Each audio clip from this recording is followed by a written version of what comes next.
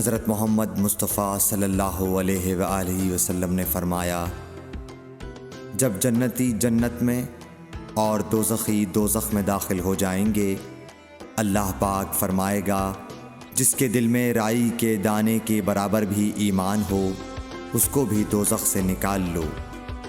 تب ایسے لوگ دوزخ سے نکال لیے جائیں گے اور وہ جل کر کوئلے کی طرح سیاہ ہو چکے ہوں گے، پھر زندگی کی نہر میں یا بارش کے پانی میں ڈالے جائیں گے۔ اس وقت وہ دانے کی طرح اگائیں گے جس طرح ندی کے کنارے دانے اگاتے ہیں۔ کیا تم نے نہیں دیکھا کہ دانہ زردی مائل پیچ در پیچ نکلتا ہے؟ صحیح بخاری حدیث نمبر 22۔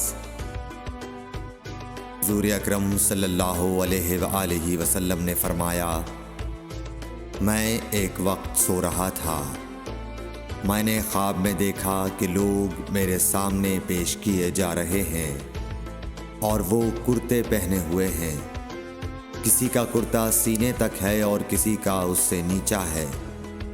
پھر میرے سامنے عمر بن خطاب لائے گئے، ان کے بدن پر جو کرتا تھا اسے وہ گھسیٹ رہے تھے، یعنی ان کا کرتا زمین تک نیچا تھا۔ صحابہ رضی اللہ تعالی عنہ نے پوچھا کہ یا رسول اللہ اس کی کیا تعبیر ہے؟ آپ نے فرمایا کہ اس سے دین مراد ہے۔